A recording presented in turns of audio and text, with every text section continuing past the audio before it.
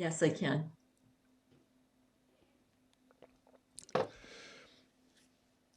Yeah, I know there's going to be a lot of temper tantrums on the left on that side of things in the next number of months. I can just see them just getting upset with so many things just because they're losing control.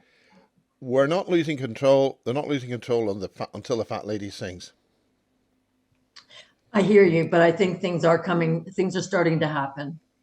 And I think they're sensing that it's happening. And I don't think it's going to be the same everywhere. I think we're going to get hit pretty hard in Ontario, southwestern Ontario, just because there's so much money here. That's what I think is going to happen. They want the land. They want the money. Will that make much difference? In what way? Um, well, welcome Sandy Glaze to the Basis Project. Isn't it great to have you back? It's great to be here, Miles. Thank you. And we're talking on August the 3rd, 2nd. We're talking Second. August the 2nd, 2024. We're having quite a hot day here, and I think it's about to pour. Excuse me, I might do this. Oh, the stress. Oh, the stress. Yeah. You don't have air conditioning? What do you think that is? I don't use it too often, but it's on today. We've got the door open. That's what we've got. Okay. And I have quite an expensive conservatory which I had made with triple glazed glass. And some of the triple glazed glass started to have their own weather systems. And what, condensation? They're not meant to do that. And two of them were replaced yesterday. And once you talk to the tradespeople, the actual people who do the jobs about these things, they say, oh, they just put some of these anti-damp crystals in them. And then when they get saturated, they can't absorb any more water, and then they start to fail. So basically, they're never sealed properly in the first place. But I don't think they can ever seal something which has got a gas in it, which gets up to huge temperatures. That's going to blow a seal somewhere. So anyway, the bottom line is that my wonderful triple glazed conservatories now, and as soon as we fixed two, the rest had a temper tantrum, and three more have gone. So we've got haze and partly cloudy on some of the triple glazed, and other ones are. Anyway, that was an effort to give a little bit of levity. Right, it seems Dr. Robert Duncan has been assassinated. Wow. And I haven't watched a lot of him recently, but his work was just interesting. Well, looking at his Twitter feed, it looks as if it stopped with some dark signatures that they really didn't want him to be releasing stuff. It's the usual thing. They can put stuff into the public domain, but if you start pointing to where you can see that stuff in the public domain, they really don't like it. Because then they can say, "Oh, that isn't classified. It's not. You asked for declassifying secrets or information. Well, it was declassified. It was all released years ago, and you try to find it then. But what they don't like you doing is finding it and telling people where it is, and that's what he was doing. And I think they finished him. They took him out. And there's another lady whose ashes were spread on the Wiltshire countryside at Knapp Hill this afternoon, midday, I think. A wonderful Dutch lady called Janet Ossebard, who was a very prominent lady in the crop circle community here for 25, 30 years. One of the famous qualities she had is she always had different boyfriends, and the ones that she had were always nervous. That was a bit of an inside joke. But her longest standing close friend is a really fine Dutch guy called Bert Janssen, who actually went out with Linda Moulton Howe for quite a while. But he married this very fine American lady, and when doubts began to sort of surface round about just before Christmas, he had to come over, and he decided to look, where is Janet? And it turns out that she'd actually died in late November, and she wasn't found until just before Christmas. And Is she the one who wrote Fall of yeah, Cabal? Fall Cabal, Right. Fall Cabal. Fall of Cabal. Okay. Wow. And she was basically almost permanently not on the run but moving with her German co-producer, and they were getting death threats to the extent that they were literally going to eat. They were literally one particular individual was literally going to have Janet for breakfast. And that's the kind of thing that they were really, really annoyed about that series. And I think they only got about 2/3 the way through that. But that how they do it, they trigger depression, and she did a self-terminate. And as I say, they didn't find her for a long time. And her little dog died as well. And that happened to my dear friend Anna Hess, who died instantly on the 29th of February. Typical Anna dying on the 29th. She couldn't, I mean, she had to, the 29th. You couldn't do it on 28th like everybody else, or the 1st. It had to be the 29th. But her dog only lasted about 3 days. There are suspicions that it's been said by certain commentators that they couldn't get me, so they got her. But we don't know, and I don't think it helps. So there's quite a few of us are leaving one way or another. This is only the last 2 or 3 this month or this year. Wow. So on I that, don't think David Duncan or Robert Duncan was that old. he was 53 apparently. Wow. And I had him over here in the for the second basis conference. It was a big deal getting him over here, and he gave 2 presentations at a very fine hall that we had available at that time. So I've dug those out in 2015. Sections of those have been put out by his supporters over the years. So I'm just going to run Dr. Robert Duncan 1 and Dr. Robert Duncan 2 from basis 2015. That's basis 2015, all capitals, all joined together. And I'll get that done when I know the exact details, because the other person who's on his way out is Sean David Morton. I don't know that name. Sean David Morton, I think it's Sean David Morton. Sean David, he did a lot of early stuff on Area 51, and he had a videotape from Dulce. We're going back to the 1987, 89, and he had a videotape of a surveillance tape at the Dulce base. And what had happened was this scientist had done his pitch. He'd used this surveillance tape, which had piled up, hundreds of them probably in the surveillance libraries. And he just used it to record a pitch that he wanted to join animal DNA and plant DNA. And he wanted $50,000 to do this experiment. And he'd explained this on this tape. And this is how he got it, because it was obviously sent to somebody. But when his pitch finished on this VHS, what was originally on the tape ran for another 20 or 30 minutes.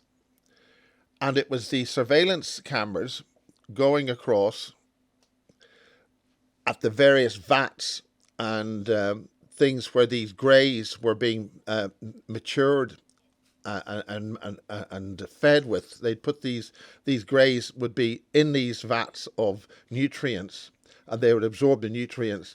And there were other shots of the sort of big glass jars where they had lots of little small baby greys, and then they would be taken out and put into separate chambers. And that's where the original pencil drawings of what was in Dulce came from, and that was released by Val Valerian in Matrix 1, which is a photocopied US A4 sheet-sized document full of lots and lots of copy documents. And that's way back in, I think, 1989, and that was done by a person with the name Val Valerian, but John Lear was involved with that. Okay. And John Lear got into hot water on that because he released secrets which were being released to Linda Howe and certain high level members of this sort of UFO community, they'd get a briefing, and then they were going to be then told, okay, you release this way and whatever. But John jumped the gun on all that, and that's how we had the Dulce papers and all that. But that was happening at the same time that I was being contacted by a security guard in Peasmore, and the same stuff's going on here in the UK. And all of that, I think it's the same everywhere. yeah, it's the same everywhere. And that's what the Germans were doing during the war, and that is part of the Fabian agenda to transhumanize us into cyborgs. That's what I think all this is about. The Satanism, all of that is like whether Canada, it doesn't matter where it is. Yeah. That's what I think is their ultimate goal. And what you're describing with those VATs, I've been looking into digital health. I want to talk a bit about that and the transhumanism. And I think they're trying to take the whole human experience out of the reproduction systems. Well, another thing, the book that Dr. Robert Duncan wrote was Project Soulcatcher 2. That's his book. Now, the reason why it's called Project Soulcatcher 2 is because British Telecom came up with Project Soulcatcher 1. They had Open University professors talking on the BBC late night Open University programs, which were aired quite late at night because they were educational things. They were run on BBC Two. We're talking 1990s, late 90s into 2000s.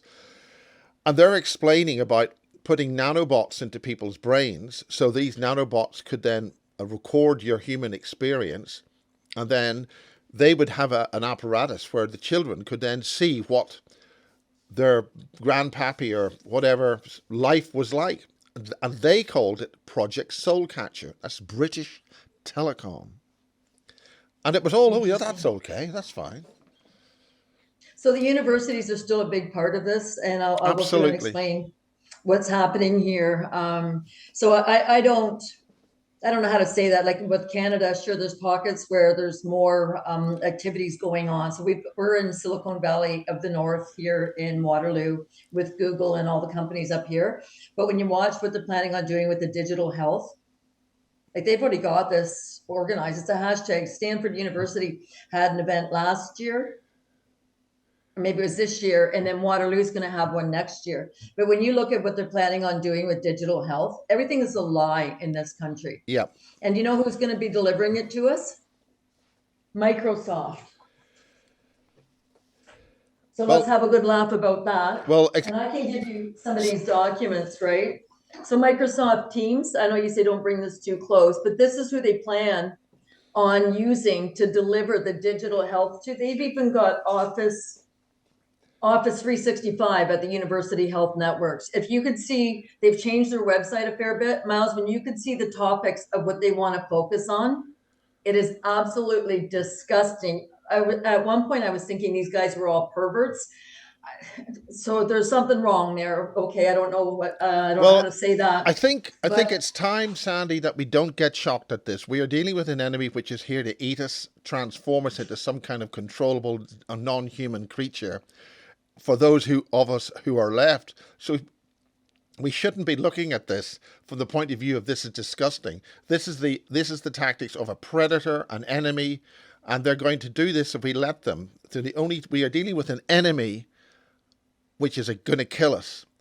And any species, when you're confronted like that, has the right to defend itself. But you don't do that by telling everybody on the internet. And that's what Robert Duncan did. You've just got to do it. There's only so many places. How else do you do it, right? But he had quite a following of it as well, I think. He had a huge following, and thanks to Lorien Fenton for managing to get him over here way back in 2015. Okay, Sandy, take it away. So let's talk about these universities. What's happened? I think part of this COVID was I think a lot of what's happened in the last number of years. There's been multiple agendas underfoot. So we thought it was just about the COVID and getting this into people's arms. It wasn't. I think it was about these medical research facilities, whether universities, hospitals, whatever. They were organizing behind the scenes. So I think when they said that they were shutting down all of the non-necessary surgeries, they were retooling the hospitals. to a certain degree, not all of them, but that's what I think they were doing. They were bringing in this digital health that they still don't want anybody to know about. So Okay, they, explain digital health. What is this? so digital health. So when we have an aura, our bodies, we have an energy field around us. Let's use this example, this here one. So we have us in the middle, and then we have layers of energy around us. So that's sometimes, when you get that sixth sense, the spidey sense, or things, or you can connect and pick up on things that you didn't know you could. That is our energy aura. That is what they're trying to hijack, in my understanding, with this. So what they want to do is come in and read that energy field. But what they plan on doing is, you talked a bit about nano before. I don't know quite how they're going to do it, but they want to come in and start sending us signals for healthcare. So they've got new patents on all of this. They've got, so it's still going to be the pharmaceutical industry that's going Well, to now they can have do that. They can medicine. read our signals using the kind of surveillance technology. A friend of mine, was alerted that the cameras they have on motorways were able to determine the mood of her, and she got a mood response on her radio. So they can And mood see is that part of what auric they want to field. control. Sorry, say that. They can see the auric field. Yes. So the idea was, they don't want to just see it, they want to influence it, and they want to be able to go in and do things to your field. So what's happened here in Canada, they've come out with the did I copy that off here? The OPP, or not the OPP, the regional police. What they're doing is partnering with academia. And what they want to do is, they're going to have the students run the healthcare and run the digital research. So they can come in and put in a request to be able to do some sort of a study. Like, they want to research somebody. So who are they going to research? This isn't what they're not telling us is who they're going to research. So is it going to be somebody who was arrested, who's at the police station, that they're going to give people the right to go and analyze? So let's say they don't like your mood and they decide they want to either dial it up or dial it down. Well, who says they're in the right mood, that they get to decide what your mood is? Well, that's the point about the way they can see protesters. They can see your energy field, and you will have a different energy field, or if you've got a much higher awareness. My understanding is that the Apache helicopters can see that awareness field. It actually is quite prominent, and they can spot Yes. people. So I believe that, but even waking up there for a while, hearing planes flying over your house whenever you're having a profound conversation. And for the longest time, I thought, am I crazy? Am I getting a little paranoid here? But it wasn't. But I think they knew we were waking up, whoever I was dialoguing with, whether in person or online or whatever, but they would fly over the house. And I think they were trying to maybe intimidate, but change the frequency. So that's the impression I got. So that sounds absolutely insane, except it's not. That's very important. There's a new lady in the UK. She's been operating around about 2021, and she's been looking at uh, certain kinds of publicly available heat maps, but also aircraft. And when they were doing the European soccer in Germany, over where they were having the certain soccer matches, there would be aircraft flying literally like a laser printer, just zigzag, zigzag over those areas. So I think they are definitely doing that on a wide scale. Yes, it happens here all the time. I'm not saying I'm the only person who's experiencing this. Not at all. I know a lot of people. Some are getting helicopters. Some are getting different types of surveillance. But what they do is they fly the planes, but they fly them fairly low, and then you start to wonder, what are they doing? And a few times at night, if I wake up at night and I had my window, the curtains open or the blinds open, I would see like the sparklers off the edge of the wings. So I figured they were just putting frequency into the air, whether it's chemtrails. I don't know. I have no connection to any of these people, just from what my own observing is. But I would watch that at night, go until midnight. Well, why would you have low flying planes in your neighborhood at midnight? And some people, they've got to stop making excuses. They'd say, oh, there's a flight school by the local airport. And it's like, come on, at midnight, we've got to stop making excuses for things that don't add up. And what you said, like, these people want us either dead or totally controlled. What do? We have to be able to wake up, see what's going on, be able to articulate it, and also be able to say, no, we're not tolerating this. Because people don't even know what the research is going to be that they're being researched on. Well, So exactly. something's going to happen. I'll give an example. There for a while, a few of us, if we're not talking out loud and we're thinking about something, it would show up on our computer screen. And then we realize we're not even saying it. We're thinking it out Yes, loud the or thinking it. computers are part of our, they've been empathic with us since day one. I wasn't aware of that, but this is so this here a tablet. I'm thinking about all the kids in Ontario that were given a tablet when COVID hit because they were at home, and this way they could go on and interact with the school. Well, as soon as your hand touches this, you are interacting with AI. Yes. And at our age, who cares? Like, we can figure it out and be astute enough But to know you're whether our doing thoughts. something more important there. You're actually accessing the quantum wave, collapsing the quantum wave function in the chip of the, and that collapses it down to 2D within the computer domain.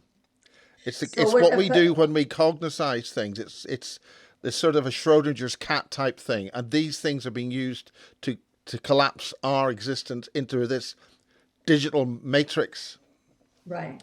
But there's things you can do to protect yourself with the EMS and things you can say to your computer. Like, I talk to my computers and I tell them I'm in charge. Like, like I don't, a good example, a friend of mine moved to a retirement home. She'd had a stroke and she couldn't remember because of the stroke. Her memory was bad and she couldn't remember the name of the home, but it was in a different city. And I'm looking up retirement homes. And I stop and I think, and I look at my computer and I'm like, don't you dare send me one advertisement for a retirement home. Like, I'm not putting up with that crap. I didn't get one advertisement. So you understand what I'm saying? So normally if I was looking up a barbecue cover, I would get 10 barbecue covers. But I said, don't you dare send me one advertisement for a retirement home. It's not for me. I was just looking up the names of them in the next town, so I could go and visit her, but it didn't send me anything. So we have more control here than we think as well. We just don't know what we don't know. It is possible for us, because they're in our thought field, we can send stuff back at it. It's very important that we know that. Totally. And we can get right back to the sender, and we don't need to know where they are. So that is possible. Totally. And I know I've shown you this before, but show us this again. Yeah. So Microsoft. So this was what is this called? Implants, probes, testing devices, and weapons. And this book was written by a man, Richard Hunt, who was a Catholic priest, and he was also an exorcist. So this is spiritual clearing. It's energy psychology, just so people understand the reference. But he talks Where would they get that? Where would people get that? You can't, because it doesn't have an ISBN number. So what I would have to do, scans are 70 cents a page, if you can imagine. Even if I went to Staples, there's like 400 pages here. It'd be a $300 book. Even if I could just send somebody a digital scan. I don't know where else to go and scan it for next to nothing, right? But my point, so this book is so handy, and it talks a lot about the elementals. It for nothing. Yeah, but how would I would have to mail it to you. Well, let's sort something like that out. We'll figure something out. So what it talks about down here is choiceless distortions, hexes, charms, spells, and modems. So they knew when they set up Microsoft, and I know I've talked to you about this before, when they set up Microsoft, they knew that the word modem had to do with the black magic and the spells, the spell casting along that line. So that's why I think when we're dealing with Bill Gates, why he set it up that way. Okay, just on that subject, I understand that NBC has received an FCC complaint about the satanic rituals of the Olympic Games. We have it all over the Eurovision Song Contest. On that subject of black magic being transmitted, what do you have on that in Canada?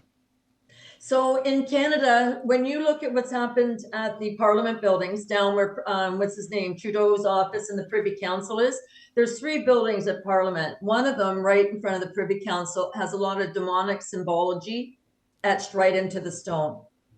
So what I think is happening is the Fibonacci sequence around the Great Lakes. So it comes around the Great Lakes, comes up through Chicago, Detroit, all the way up the 401 through Toronto, and then works its way up to Ottawa. I think they're charging the earth energies with a negative energy. I think those buildings need to be taken down, or not all of them, but something needs to be done to that. You were absolutely right. This is something which this guy, Bob Osborne, has discovered about Zenner, where this is southwest Cornwall, extremely southwest Cornwall. That's precisely what the Nazis or the Germans were looking into energizing and engineering and weaponizing the Earth's ley line system. Totally. And there's a woman in Australia, Rachel Bond. She was abused by her father, sexually abused as a child. She's part of the satanic ritual abuse. She actually works on some of her programs are showing you how to connect with the ley lines and reverse it. But here's the thing that she says. She says, if you don't know what you're doing, the dark energy can find you in a ley line and attack you.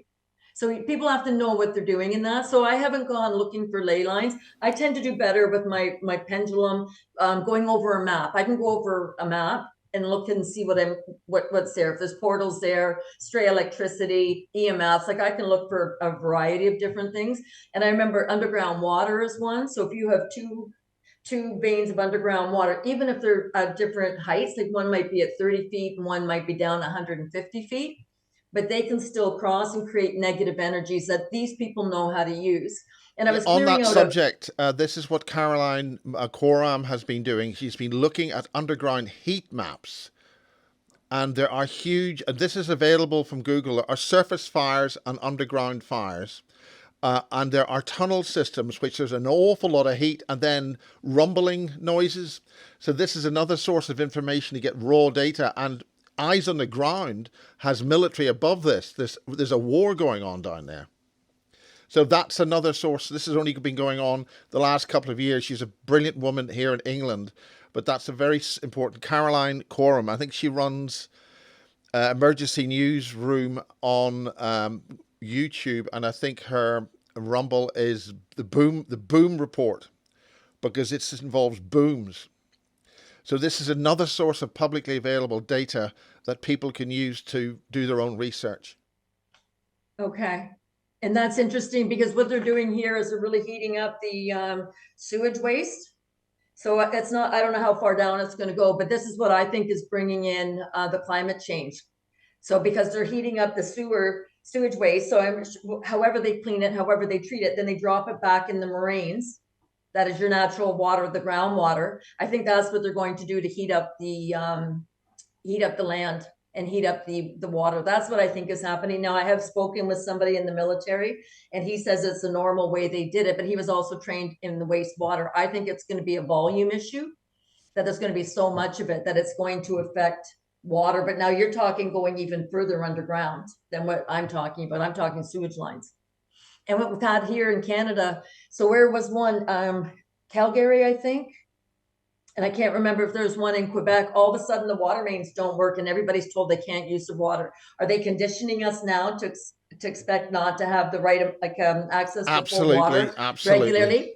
And they're doing that because they're bringing in the immigration as well. So then we don't know if even our existing water structures can maintain the immigration. So then now they're saying they're going to give us water credits. Like, who put these assholes in charge? They did. They want to starve us. They want to do it with air as well.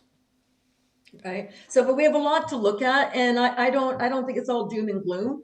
I do think there's good things that are happening as well, and there's some things that need to be reversed. I don't think all technology is bad, but it depends on the user, what their intention is with it. Because if they can send you health, they can send you sickness. So how do you we can know send that back student... to them and give them bad health. I know, but you know what? Okay, I wasn't going to tell you this one, but because I sound like a lunatic, I'm sure. So my one neighbor, she just moved out last October. Somebody moves in, and they don't move in right away. So, but I know the house is sold. The sign was on my yard because she doesn't have a yard. Anyways, they came and took the sign away. Well, I'm watching 3 months, 4 months, 5 months later, they haven't moved in yet. So I'm sitting here and I'm going, they haven't moved in, like $1 million house for 5 months. This is bullshit. And I said, I don't even think they're the same couple every time because they're Indian. I said, I think they're research students at the University of Waterloo. They don't even have furniture in there. Next thing you know, I see a moving truck. So this is after 5 months. Don't I sound like I'm just full of it here? So a few other things are going on. And then I don't know if I realized then that they were they were from the university, but then I made a comment that they're researchers and they're studying me and they're the ones putting stuff on my computer. And I just looked out the window at the wall and don't you dare, I do not consent. You have no business watching what's going on in my house or trying to put thoughts into my head. Well, next thing you know, so it's been 9 months now. I think they moved in October. So we're looking August, almost 9 months. A couple of weeks ago, I get a knock on the door and they come over with a bottle of wine. And they tell me that I'm really sorry for all the confusion we've caused, but we're married. And I'm like, don't give me this crap. I said, you're not drug dealers because there's not enough cars coming in and out. You're not telemarketers because lights would be on day and night. There's times lights aren't on for days. No, she assures me they're married. And I said, I think you're from the university and you're spying on me. No, we're not from the university. Like, it was just, how would they know what I'm thinking? We don't travel in the same circles. I don't talk like this outside. How would they know what I think about them unless they're listening? The arrogance of these people. It's probably This worth is you getting a insane. few of those little meters, the cheap things, What little, kind of meters? smog meters at the different frequencies. They're quite cheap. They're very, they're $100 or something, and And what do they you can get? give you an idea of whether there's some kind of frequencies beaming at you. I mean, you can spend a huge amount of money on all these things, but there's some fairly straightforward meters. You want low frequency ones. The low frequency ones, like way down at the hundreds of hertz or thousands of hertz, and high frequency ones, up past the gigahertz range, past microwave and Wi-Fi. This is interesting that you're saying this. I'm not the only person going through this. I It's got on just, for it's a minute, just, if you have something, you just get an idea. right? So this is what I think is going to happen. More people are going to have to be able to check it, because what are you going to do? Call somebody and say, I think somebody's listening in my house? Like, you can't, because you're going to look insane, or they'll use it as an excuse that you're looking insane. But nothing here is the way it's supposed to be. And I'll use another example. There was a couple of girls, they've tried to grab a couple teenage girls. This one man, my understanding, it's the same description of the guy, same description of the car. All the surveillance cameras in KW, and they didn't have one picture of him anywhere. But then they turn around and the school board puts out this article saying that human trafficking is a problem, but it's the boyfriends pimping out the girlfriends. It's like, they're all lying. They're all lying. Well, that's not unknown. It's been known in universities for that sort of thing going on. But This is high school. all right, oh, These girls are 13 years old. But my point is, all these surveillance cameras. So everything that they're saying they're doing, nothing is what they're saying they're doing, in my opinion. That's my opinion. But I think a lot of what they're trying to do with the AI is blending us with the transhumanism, which is part of the Satanism, because they don't want us having a heart and a soul.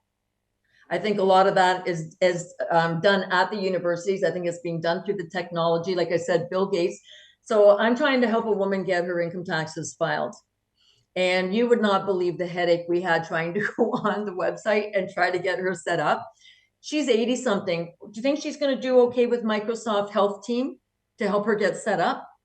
Like they haven't thought this through. Now, the good Microsoft news Health about, Team. Jeez. right? So what's good about this though, Miles? If they want to shut down the internet, they shut down their own nonsense because they need it too. So I don't think they've thought it through. So I think it's going to be a lot of confusion in the next little while. I really I do. think it's worthwhile hitting on the staff at these agencies. What are your children going to ask you? What did you do during this? Or whatever. These, I mean, I was at a broadcast exhibition thing. The woke level was unbelievable, and they're completely brainwashed. Totally. Even the tonal range of the voices.